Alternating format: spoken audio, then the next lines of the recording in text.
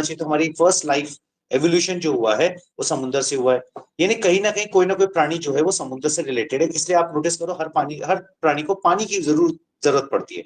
सांप डायरेक्टली पानी नहीं पीता, मगर सांप अगर किसी जानवर को खाता है तो उस जानवर की बॉडी से वो पानी अपनी जरूरत पूरी कर लेता है।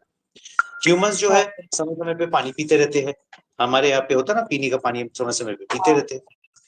कार्बन एसिडिफिकेशन अगर बोला जाए तो इसमें देखो कार्बन कंटेंट होता है।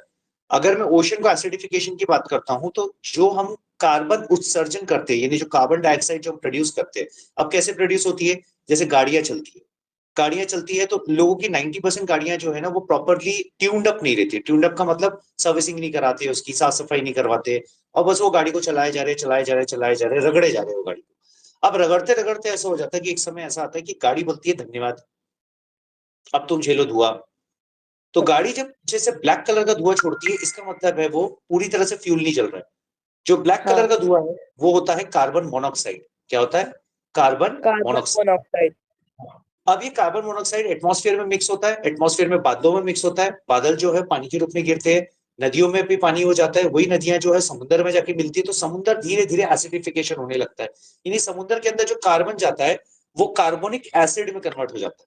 याद रखना, एक वर्ड मैंने यूज किया, कार्बोनिक एसिड। ठीक, कार्बोनिक एसिड के कारण क्या होता है, जो कोरल रीफ्स वगैरह होती है, जैसे कि जो कोरल्स पाई जाती है, शेल्स पाई जाती है, जैसे अंडमान निकोबार हो गया हमारे इंडिया के पास में, आप अगर इधर साइड जाओगे तो जो राम सेतु जो बना है वो भी कोरल रीफ से बना हुआ है। ठीक है। उसके अलावा अगर आप बे ऑफ बंगाल में जाते हो तो आपको कोरल रीफ विशाखापट्टनम के पास देखने मिल जाएगी। कोरल हाँ रीफ्स नेचुरल रीफ्स होती है, ये करोड़ों साल में कंस्ट्रक्ट हुई है। अब यहाँ आसपास में जैसे एक पर्टिकुलर बायोडाइवर्सिटी होती है, ये बायोडाइवर्सिटी कैसी होती है? जैसे कुछ स्पेसिफिक फिशेस एक स्पेसिफिक एरिया में मिलती है। हाइड्रा प्लांट होता है। अब हम ऑक्सीजन मशीन तो डाल के नहीं रखते हैं समुद्र में, तो समुद्र में जो समुद्र के प्राणी है जिनको ऑक्सीजन लगती है, जो गिल्स से अपने ऑक्सीजन लेते हैं, उनको ऑक्सीजन मिलती है किससे?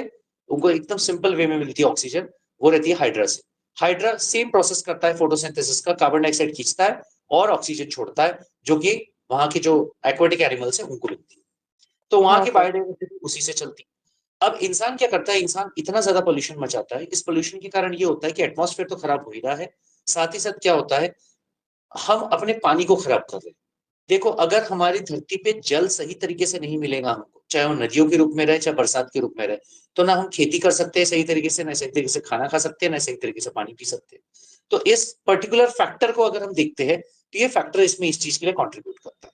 तो ओशन एसिडिफिकेशन को दूर करने का एक ही तरीका है, जितना हम कार्बन एमिशन, जिसको हम कार्बन का उत्सर्जन कहते हैं, जितना हम कार्बन एमिशन कम करेंगे उतना ही जो ओशन है वो उसमें एसिडिफिकेशन यानी कार्बोनिक एसिड कम बनेगा, जिसके